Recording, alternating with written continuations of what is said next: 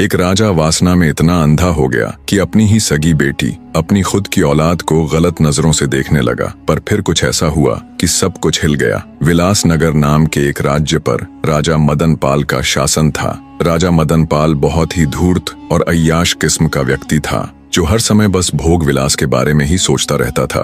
राज्य की जिस किसी भी सुंदर स्त्री पर राजा मदन पाल की नजर पड़ जाती, वो उसे अपनी भोग की वस्तु बना लेता। रानी प्रेमलता राजा की इस आदत से बहुत दुखी थी, पर राजा को रानी के सुख या दुख से कोई लेना देना नहीं था। वो तो अपने रंगारंग कार्यक्रमों में व्यस्त रहता, खूब मदिरा पान करता और नई नई स्त्रियों के साथ भोग विलास करता। दुष्ट राजा मदन पाल की कोई संतान नहीं थी, पर उसे इस बात से भी कोई फर्क नहीं पड़ता। उसे एक आध बार चिंता होती तो बस इस बात की कि अगर उसका कोई पुत्र होता तो वो उसके बाद उसके राजकाज को संभाल लेता, उसका राजवंश आगे बढ़ता रहता। अन्यथा उसे पुत्र की भी ऐसी कोई खास चाहना नहीं थी। ऐसे ही समय बीतता जा रहा था। रानी प्रेमलता बेचारी किसी तरह अपने दिन काट रही थी। एक दिन रानी की तबीयत बिगड़ गई। राजवैद्य को बुलाया गया। जब राजवैद्य ने रानी की जांच की तो पता चला रानी प्रेमलता गर्भ से थी। ये खबर जब राजा मदन पाल को लगी तो उसे बहुत सुकून मिला। उसकी आदतों में कुछ सुधार होने लगा, पर यह सुधार बहुत ही कम समय तक था। 9 माह बाद रानी प्रेमलता ने एक बहुत ही अद्भुत और सुंदर कन्या को जन्म दिया। पुत्र की राह देखने वाले राजा को जब इसकी खबर लगी तो उसके खून का पानी होते देर न लगी। उसने तुरंत रानी के पास संदेशा भिजवाया कि उसकी कोख से जन्म लेने वाली लड़की का वो कभी मुख तक नहीं देखेगा। वो अपनी बेटी को मुझसे दूर ही रखे। अगर कभी मुझे वो नजर आई तो मैं तुरंत रानी सहित उसको मृत्यु के घाट उतार दूंगा। बेचारी रानी को जब राजा का ये संदेश मिला तो वो खून का घूंट पीकर रह गई। इसके अलावा वो बेचारी और कर भी क्या सकती थी। अब रानी के पास एक सहारा था, तो वो थी उसकी नवजात कन्या। रानी को तो पुत्री के रूप में जैसे नया जीवन मिल गया था। अत्यंत सुंदर नयन नक्श वाली उस अद्भुत कन्या में तो जैसे रानी प्रेमलता के प्राण बसते थे। रानी जब भी उसको छूती, उसके दुलार करती तो उसके सारे दुख गायब हो जाते। रानी ने अपनी बेटी के अद्भुत सौंदर्य को देखते हुए उसका नाम तारावती रख दिया। उधर राजा अब पहले से भी दुष्ट हो चला था। लड़की होने के बाद तो उसने बिल्कुल ही रानी के पास जाना बंद कर दिया था। अब वो पहले से भी ज्यादा क्रूर हो गया था और खुलकर अपनी मनमानी करने लगा। ऐसे ही समय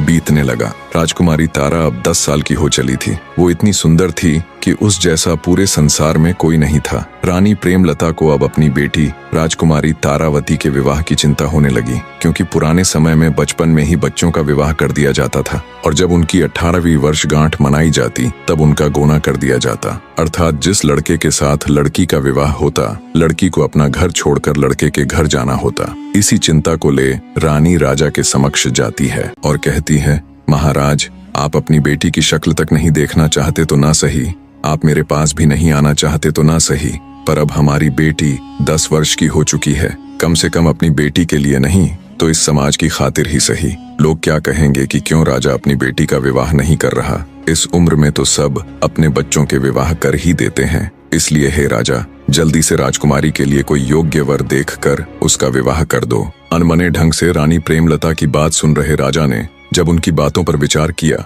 तो सोचा रानी ठीक ही कह रही है, सब क्या सोचेंगे। इसी विचार के साथ राजा ने राजकुमारी तारावती के लिए ना चाहते हुए भी वर ढूंढना शुरू कर दिया और कुछ ही दिन बाद पास के ही एक प्रतापगढ़ नामक राज्य में राजकुमारी तारावती का रिश्ता पक्का कर दिया। प्रतापगढ़ के ऊपर उन दिनों राजा धर्मपाल का शासन था। उनका एक ही पुत्र था जिसका नाम अभिमन्यु था। तय समय पर युवराज अभिमन्यु के साथ राजकुमारी तारावती का विवाह संपन्न हो जाता है। ऐसे ही समय बीतता गया। राजकुमारी तारा अब 18 वर्ष की हो चुकी थी। वो अब पहले से भी कहीं अधिक सुंदर हो गई थी। राजकुमारी तारा को भगवान ने जितना सुंदर रूप दिया था वैसी ही उसकी बुद्धि भी थी। राजकुमारी तारावती का गोना जाने यानी ससुराल में रहने जाने का समय भी निकट आ गया था। जैसे जैसे राजकुमारी के ससुराल जाने का दिन नजदीक आ रहा था, वैसे वैसे रानी प्रेमलता का स्वास्थ्य भी गिरता जा रहा था। जब रानी प्रेमलता को लगा कि वो अब नहीं बच पाएंगी और शायद बेटी के विदा होने से पहले ही वो इस दुनिया को अलविदा कह देंगी, तो रानी प्रेमलता राजा के पास जाती है और आंखों में अश्रु लिए राजा से विनती करती है, महाराज, मैं अच्छे से जानती हूँ कि आप हमारी पुत्री से नफरत करते हैं। आपने बचपन से लेकर आज तक उसे एक नजर देखना भी पसंद नहीं किया, लेकिन अब मुझे नहीं लगता मैं ज्यादा दिनों तक जीवित रहूंगी। इसलिए हे महाराज, मैं अपनी पुत्री की जिम्मेदारी अब आपको सौंप रही हूँ। जब तक उसका गोना नहीं हो जाता जब तक वो अपनी ससुराल विदा नहीं हो जाती तब तक आपको ही राजकुमारी का ध्यान रखना होगा और बड़ी धूमधाम से उसका गोना कर हमारी बेटी को विदा कीजिएगा महाराज। बस आपसे हाथ जोड़कर यही मेरी अंतिम प्रार्थना है। रानी की हालत देख राजा उसका हाथ अपने हाथ में लेकर बोला, ठीक है, मैं हमारी बेटी का ध्यान रखूंगा। राजा से तसल्ली मिलने के बाद रानी प्रेमलता का देहांत हो जाता है।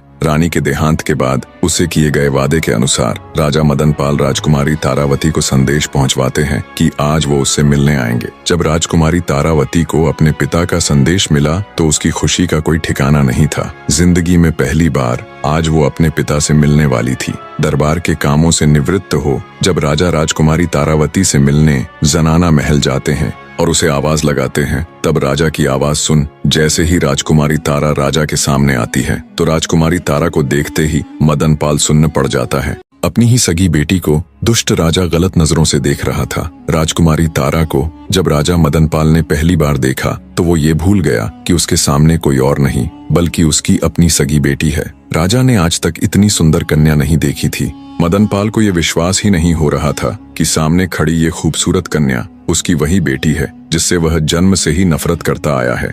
इतनी नफरत कि आज तक उसने उसकी शक्ल तक देखना गवारा नहीं था। पर आज जब पहली बार उसने अपनी बेटी को देखा तो अपनी सुध बुद्ध खो बैठा और बस एकटक उसे ही देखे जा रहा था। राजा मदनपाल की आंखों में पिता का प्रेम नहीं बल्कि वो दुष्ट दरिंदा था जो अपनी सारी मान मर्यादा भूलकर गंदी निगाहों से राजकुमारी को घूरे जा रहा था। राजकुमारी को देख राजा मदनपाल के मुख से एक शब्द भी नहीं निकला और वो बिना कुछ बोले चुपचाप वहां से वापस अपने शयन कक्ष में लौट आया। दुष्ट राजा वासना के वशीभूत हो अब बस राजकुमारी तारावती के बारे में ही सोचे जा रहा था। उसका दिमाग एकदम से सुन्न पड़ गया था। रह रहकर उसकी आंखों के सामने राजकुमारी तारावती का वही मुस्कुराता चेहरा आ रहा था। राजा को ऐसे ही बैठे बैठे पता नहीं कब दिन से रात और कब रात से दिन हो गया। उसके दिमाग से राजकुमारी तारावती की छवि हट ही नहीं रही थी। उसके मस्तिष्क में हजारों सवाल जवाब, हजारों तर्क वितर्क एक साथ चल रहे थे।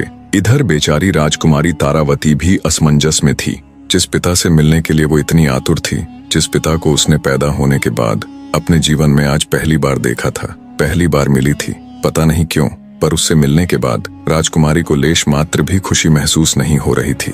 वो तो ये सोच सोच कर परेशान थी कि उसे उसके पिता के चेहरे पर ऐसे कोई भाव नजर ही नहीं आए कि वो अपनी उस बेटी से मिलने आए हैं जिसे उन्होंने 18 वर्ष तक नहीं देखा। उल्टा उनके चेहरे पर तो वे भाव थे जो एक लोभी पुरुष के चेहरे पर किसी सुंदर स्त्री को देखने पर आते हैं। उधर जब राजा मदनपाल को यह एहसास हुआ कि सुबह हो चुकी है तो उसने तुरंत अपने नौकर को आदेश देकर घोड़ा गाड़ी तैयार करने को कहा। आनन फानन में बावरा सा हुआ राजा घोड़ा गाड़ी में बैठ जंगल की तरफ एक साधु महात्मा के ठिकाने की ओर चल पड़ा। कुछ ही देर में राजा अपने नौकर के साथ साधु महात्मा जी के ठिकाने पर जा पहुंचा। राजा ने साधु जी को प्रणाम किया और बैठ गया। इतनी सुबह सुबह राजा को अपने पास आया देख थोड़े आश्चर्य से साधु जी बोले, कहो वत्स, आज इतनी सुबह सुबह कैसे आना हुआ? सब कुशल मंगल तो है? तब राजा मदनपाल महात्मा से बोला, हे साधु महाराज, कल रात से मैं एक छोटी सी उलझन में हूँ। राजा की बात सुन महात्मा जी बोले, बताओ वत्स, ऐसी क्या उलझन है जो तुम्हें इतनी सुबह सुबह मेरे पास खींच लाई?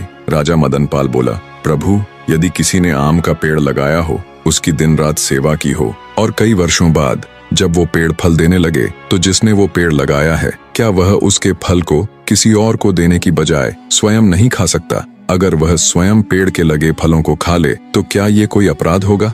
राजा की बात सुन महात्मा जी बोले, नहीं राजन, अगर बात पेड़ के फल खाने की ही है तो इसमें भला क्या पाप हो सकता है? अपनी मनमानी कहानी बनाकर और महात्मा जी के आगे कुछ का कुछ बताकर घिनौना राजा अपने मन को तसल्ली देता है कि उसकी गंदी सोच गलत नहीं है और खुशी खुशी महात्मा जी से विदा लेकर वापस अपने महल की तरफ चल पड़ता है। राजा के साथ गए उसके नौकर भीमा को राजा की ये कहानी और उसका ये व्यवहार बहुत अजीब लग रहा था, पर राजा से कुछ कहने या पूछने की भला उसकी क्या मजाल। इधर बेचारी राजकुमारी को भी रात भर ठीक से नींद नहीं आती। सुबह होने पर वो अनमने मन से उठती है, पर अब भी कल की बातें रह रहकर उसके दिमाग में उथल पुथल मचाए हुए थी।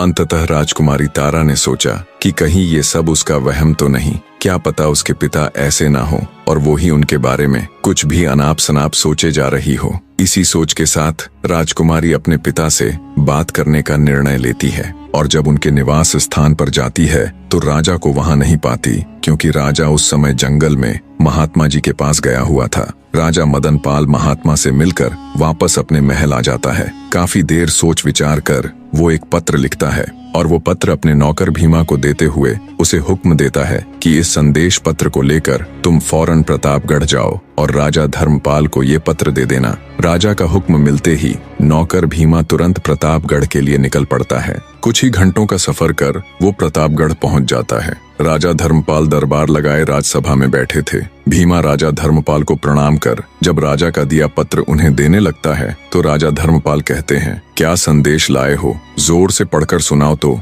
आदेश पाकर भीमा उस पत्र को राज्यसभा में पढ़ने लग जाता है, जिसमें लिखा था, प्रिय राजन, मुझे यह बताते हुए बहुत दुख हो रहा है कि मेरी पुत्री और आपकी पुत्रवधू राजकुमारी तारावती अपनी मां की मृत्यु का सदमा बर्दाश्त नहीं कर पाई और इस दुनिया से चल बसी। मैं यह सूचना आपको बहुत पहले ही देना चाहता था, लेकिन मैं खुद पहले अपनी पत्नी और फिर अपनी बेटी के खोने के कारण सदमे में था। आज भी बड़ी हिम्मत करके ये संदेश लिख पाया हूँ। हे राजन, आप राजकुमार अभिमन्यु के विवाह हेतु कोई अन्य राजकुमारी ढूंढ लीजिए। खेद के लिए आपसे माफी चाहता हूँ। राजा मदन पाल। ये खबर सुनते ही राजा धर्मपाल को बहुत बड़ा धक्का लगा, पर राजा धर्मपाल से कई गुना ज्यादा धक्का संदेश लेकर आए नौकर भीमा को लगता है। सुबह महात्मा के पास जाने वाली घटना और अब ये पत्र, उसे क और ख जोड़कर राजा के बुरे इरादे समझने में ज्यादा वक्त नहीं लगा। नौकर भीमा को जब राजा के बुरे इरादे का पता चलता है कि दुष्ट राजा अपनी ही सगी पुत्री के बारे में बहुत ही गंदे विचार पाल रहा है, तो वो तेजी के साथ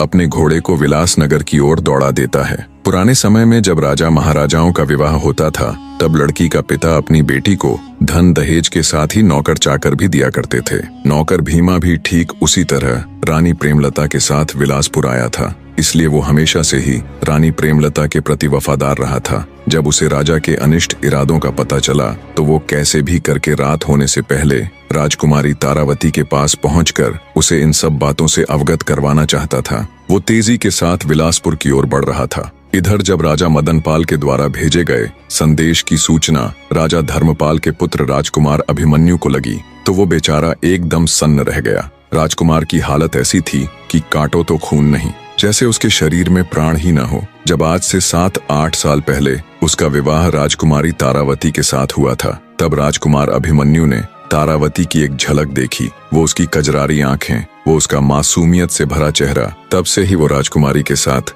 अपना जीवन बिताने के सपने संजो रहा था। इन बीते वर्षों का एक एक दिन उसने यही सोचकर काटा था कि एक दिन तो ऐसा आएगा जब उसकी पत्नी यानी राजकुमारी तारावती उसके पास आ जाएगी। भारी हृदय और आंखों में अश्रु लिए राजकुमार अभिमन्यु को बिल्कुल भी यकीन नहीं हो रहा था कि उसकी पत्नी अब इस दुनिया में नहीं रही। उधर दुष्ट राजा मदन पाल ने अपनी घिनौनी योजना के तहत सभी नौकरों को छुट्टी दे दी और महल की सुरक्षा में खड़े सिपाहियों को सख्त हिदायत दी कि आज रात कोई भी महल के अंदर न आने पाए और न ही कोई बाहर जाने पाए। दिन ढल चुका था, शाम हो चुकी थी। शाम होते होते नौकर भीमा भी राजमहल के मुख्य द्वार पर पहुंच गया, पर जब वो अंदर जाने लगा तो वहां मौजूद पहरेदारों ने उसे रोक लिया और बोले, क्या तुम्हें पता नहीं कि आज महाराज ने सभी को छुट्टी दे रखी है? पहरेदारों की बात सुन एक बार के लिए तो भीमा सख्ते में आ गया, पर फिर बुद्धि से काम लेते हुए वो बोला, मुझे महाराज ने एक जरूरी संदेश देकर भेजा था और कहा था जब तुम वापस आओ तो घर जाने से पहले मुझे सूचित करना।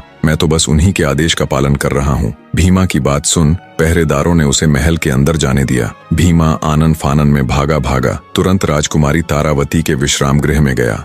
नौकर भीमा चुपके से राजकुमारी के कमरे में दाखिल होता है। विचारों में खोई राजकुमारी की नजर जब नौकर के ऊपर पड़ती है तो वो भड़क कर गुस्से में चिल्लाने ही वाली थी कि नौकर भीमा बोल पड़ता है, माफ कीजिएगा राजकुमारी जी, जो ऐसे अचानक बिना इजाजत के आपके कक्ष में चला आया, पर बात ही कुछ ऐसी थी कि मुझे ऐसे आना पड़ा। भीमा की बात सुन राजकुमारी थोड़ी शांत हुई और बोली, बताइए काका, ऐसी क्या बात है जो आप इस तरह मेरे कक्ष में आए? तब नौकर भीमा राजकुमारी तारा के आगे राजा के सुबह महात्मा जी से मिलने वाली बात से लेकर उनके दिए झूठे संदेश को लेकर प्रतापगढ़ जाने तक की पूरी घटना विस्तार पूर्वक कह सुनाता है और कहता है, माफ कीजिएगा राजकुमारी जी, छोटा मुंह बड़ी बात। पर जो पिता अपनी बेटी को उसके गौने के समय उसकी ससुराल न भेजकर वहां उसकी मृत्यु का झूठा संदेश भिजवाता है, उसके मन में कुछ तो बहुत ही घिनौना षड्यंत्र चल रहा है। नौकर भीमा की सारी बात सुन राजकुमारी तारा के पैरों नीचे से जमीन खिसक जाती है। आगे नौकर भीमा कहता है,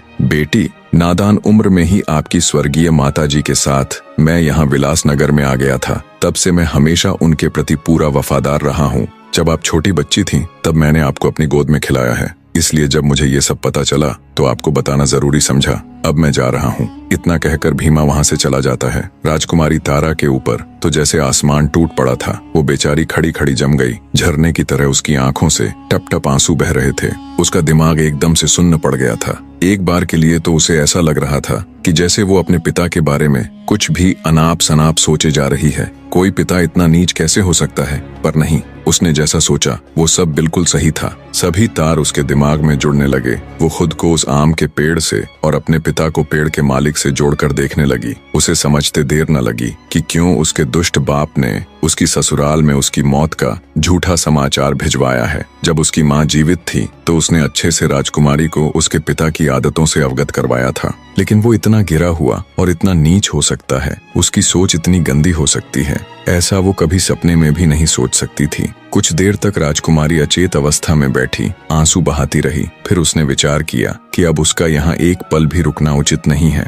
उसका दुष्ट पिता कभी भी यहाँ आ सकता है, पर इतनी रात को वो जाएगी कहाँ? अंततः राजकुमारी ने फैसला किया कि चाहे वो कहीं भी जाए, पर यहाँ तो अब और एक पल भी नहीं रुकेगी। बड़ी हिम्मत करके राजकुमारी ने खुद को संभाला। उसने कुछ वस्त्र और कीमती जेवरात अपने साथ लिए और बिल्कुल साधारण से वस्त्र पहनकर जब वो महल के द्वार पर पहुंची तो वहां मौजूद पहरेदार उसे रोक लेते हैं। कौन हो तुम और अंदर क्या कर रही थी? आज तो महाराज ने सबकी छुट्टी कर रखी थी ना। पहरेदारों की बात सुन राजकुमारी तारावती ठिठक कर रुक जाती है। पहरेदारों के रोकने पर हिम्मत करके राजकुमारी बोली, मेरा नाम सुलोचना है, मैं राजकुमारी जी की सेविका हूँ। आज उनकी तबीयत कुछ ठीक नहीं थी तो उन्होंने मुझे रोक लिया था। चूंकि अब वो थोड़ा ठीक महसूस कर रही है तो उन्होंने मुझे ये कहकर भेज दिया कि तुम तुरंत अपने घर चली जाओ, क्योंकि आज राजा महाराज ने सभी नौकरों की छुट्टी कर रखी है। अगर तुम यहाँ रुकोगी तो उनके आदेश की अवहेलना होगी। नौकरानी बनी राजकुमारी की बात सुन पहरे पर खड़े पहरेदारों को विश्वास हो गया तो उन्होंने राजकुमारी तारा को बाहर जाने दिया। पहरेदारों को चकमा दे राजकुमारी तारावती बाहर तो आ गई, पर अब उसके सामने उससे भी बड़ी समस्या ये थी कि आखिर इतनी रात को वो कहाँ जाए। थोड़ी दूर चलने पर राजकुमारी को एक खंडहर नुमा घर दिखाई दिया। राजकुमारी तारावती ने सोचा, आज की रात यही काट लेती हूँ, सुबह होने पर ही कहीं जाऊंगी। इसी सोच के साथ राजकुमारी उस वीरान पड़े घर के अंदर जाकर एक जगह बैठ गई। उसे अपनी किस्मत पर रोना आ रहा था। कहा तो वो महलों में रहने वाली राजकुमारी थी और कहा अब अपने उस दुष्ट पिता के कारण खंडहरों में रात काटनी पड़ रही है।